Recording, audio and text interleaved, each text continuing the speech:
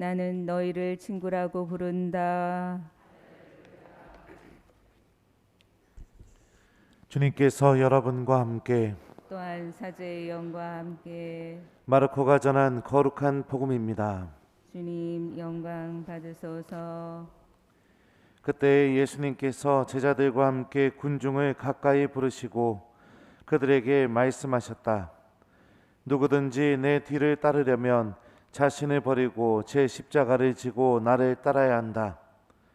정녕 자기 목숨을 구하려는 사람은 목숨을 잃을 것이고 나와 복음 때문에 목숨을 잃는 사람은 목숨을 구할 것이다.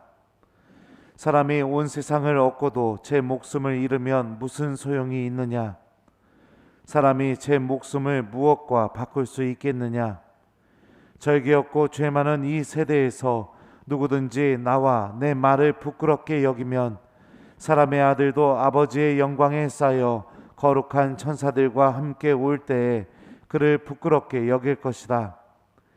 예수님께서 또 그들에게 말씀하셨다. 내가 진실로 너희에게 말한다. 여기에 서 있는 사람들 가운데에는 죽기 전에 하느님의 나라가 권능을 떨치며 오는 것을 볼 사람들이 더러 있다. 주님의 말씀입니다. 그리스도님 찬미합니다.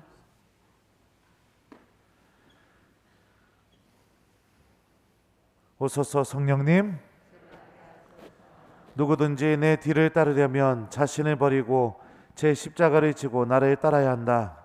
안녕하세요. 이 세상에서 우리 본당 교우들이 제일 이쁜 것 같아요. 이뻐 죽겠어요. 내가 어떻게 해야 되나 이거. 허리만 좋으면 다 미사 끝나고 한 번씩 다 업어주고 싶은데 제가 디스크라서 그런 건 못합니다. 하여튼 너무 이쁘고 제가 참 우리 본당 교우들의 본당 신부라는 게 너무 자랑스럽습니다. 오늘 이렇게 성당이 꽉 차는 거 보면 너무 부러워요. 내가 그래서 다음 달에 동창 모임 가면 자랑을 좀 해야겠습니다. 동기들하고 고스톱 치면서 이렇게 딱 그 뭐죠? 아이고 요즘 본당 지출이 너무 늘어가지고 아주 죽겠네 이렇게 해야겠어요. 그래서 그 지출이 뭐가 그렇게 늘었어 하면 제병하고 포도주 값이 엄청 늘었어. 딱 그래야겠습니다. 제가 신학교를 딱 입학한 순간부터 저희 아버지랑 어머니는 본당에서 하시던 일을 다 놓으셨습니다. 아버지는 사목위원으로 본당 신부님 도우면서 열심히 봉사하는 걸 되게 좋아하셨었거든요. 근데 입학하자마자 그걸 딱 그냥 놓으셨어요. 어머니도 구역장으로 봉사하시면서 구역원들 챙기고 또 신부님 모시고 구역미사하고 또 환자 방문 다니고 하는 것도 되게 좋아하셨었어요. 보람도 많이 느끼셨고. 근데 그것도 그냥 한순간에 다 놓으셨습니다. 왜 그러셨나 이렇게 나중에 알고 봤더니 본당 신부님 권유 때문에 놓게 된 거예요. 본당에서 봉사하다 보면 혹시나 교우들과 오해가 생길 수도 있고 마찰이 생길 수도 있고 그러다 보면 아들이 사제품을 받고 또 사제로 살아가는데 도움이 되지 않으니 신학생 부모들은 이제부터 본당에서 하는 일에 좀 다 놓으십시오. 이렇게 본당 신부님이 권유해 주셨고 그리고 그 본당 신부님 뜻에 따라서 그냥 하던 일을 봉사하던 거에 다 이렇게 놓으셨었습니다. 그리고 두 분이 하신 것은 평일 미사 열심히 나오는 거, 새벽에 성체조배 계속 나가는 거, 그것만 하셨어요. 사랑하기 때문에 그랬겠죠.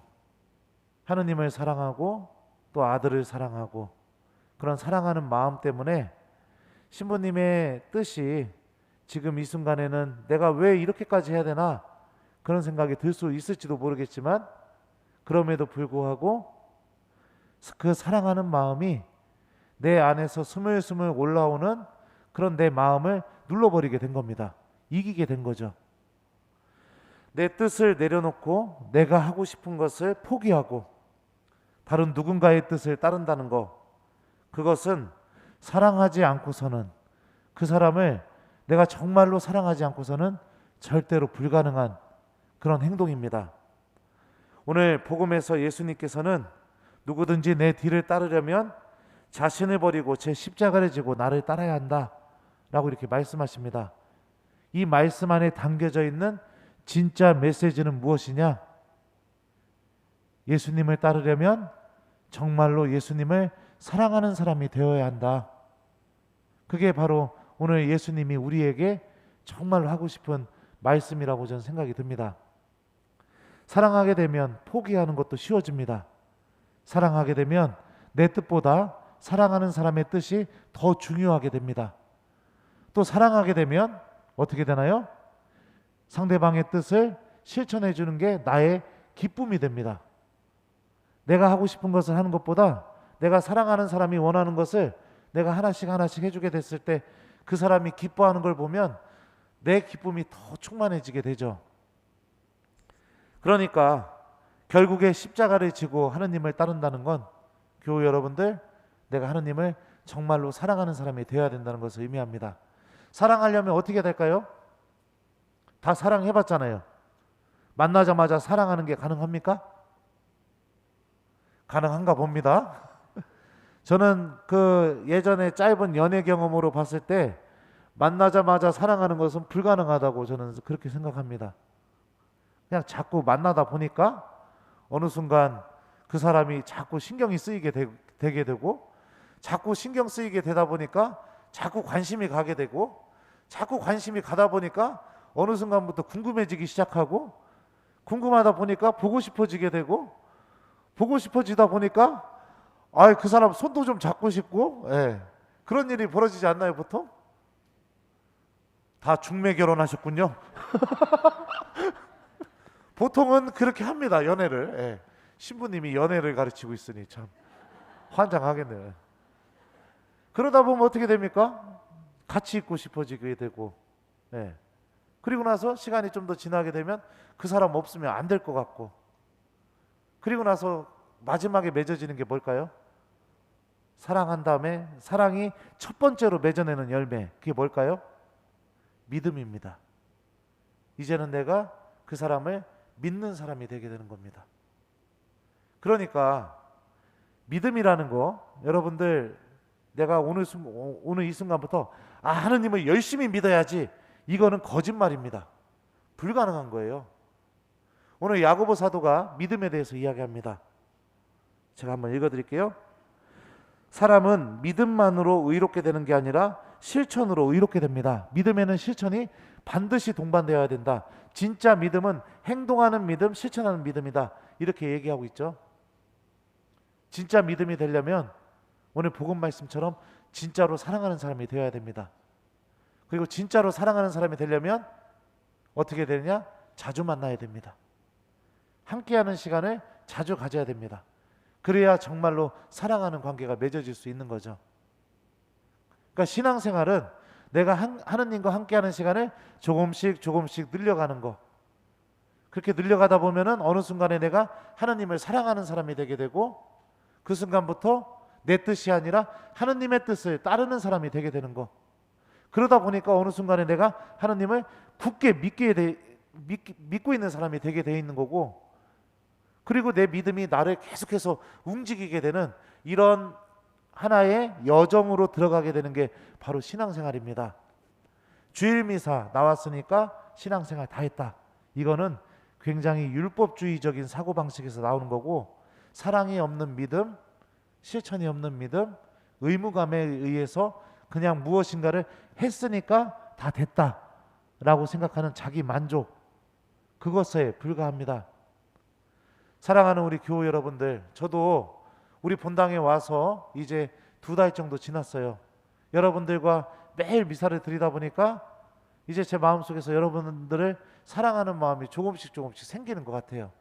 큰일 났어요. 이제 5년 뒤에는 여기서 눈물 바가지로 쏟고 떠나지 않을까, 그런 생각이 듭니다. 사랑도 마찬가지고 하나님께 대한 사랑, 하나님께 대한 믿음도 마찬가지입니다.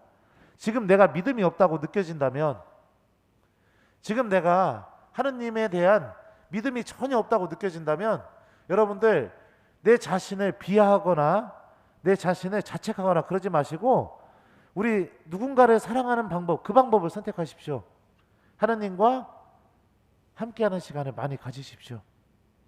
미사에도 나와보고 기도도 해보고 그리고 혼자 성체 앞에 앉아서 좀 머무르는 시간도 좀 가져보고 그러다 보면 우리들은 오늘 복음에 나오는 예수님의 말씀처럼 우리 각자의 십자가를 짊어지고 예수님을 따르는 사람, 내 뜻보다 하나님의 뜻이 더 중요해지는 사람, 하나님을 사랑하는 사람, 그리고 그 사랑이 우리들의 믿음이 실천하는 믿음으로 변화되게 만들어줄 겁니다. 사랑 안에서 태어난 믿음은 강합니다. 아주 굳건합니다. 절대로 쓰러지지 않습니다. 사랑 안에서 태어난 믿음은 그 믿음의 대상만을 바라보게 합니다. 그 어떤 것으로도 막을 수가 없습니다. 왜냐하면 정말로 사랑하는 그 사랑에서 태어난 믿음이기 때문에 그렇습니다. 그 안에는 거짓도 없고 그 어떤 것으로도 막을 수 없는 놀라운 힘이 담겨 있습니다. 하나님 사랑의 힘을 믿는 우리 교우들이 되었으면 좋겠습니다. 예수님께서는 십자가 위에서 다 보여주셨습니다. 그렇게 당신을 못 박는 그 사람도 살리기 위해서, 그 사람도 사랑하기 위해서 당신의 죽음을, 당신의 생명을 내어놓으실 수 있는 분이라는 거, 하나님은 그렇게까지 우리를 사랑한다고 예수님의 십자가를 통해서 보여주셨죠. 이 사랑의 초대에 우리들도 기쁘게 응답하는 그런 신앙인이 되었으면 좋겠습니다. 자, 오늘 숙제는 뭐냐? 하나님과 함께하는 시간을 많이 가져보기, 이게 숙제입니다. 억지로 내 뜻을 버리고 하나님의 뜻을 따르는 것도 한두 번은 할 수 있지만 사랑하지 않으면 불가능합니다. 내 믿음이 실천이 동반돼야 된다는 거 의지적으로 한두 번은 할 수 있지만 사랑하는 마음이 없는 그 믿음은 쉽게 식어버리게 되고 쉽게 지치게 되어 있습니다. 그러니까 우리가 잘 하는 방법, 잘 알고 있는 방법, 누구나 다 경험했던 방법, 사랑하는 방법이죠.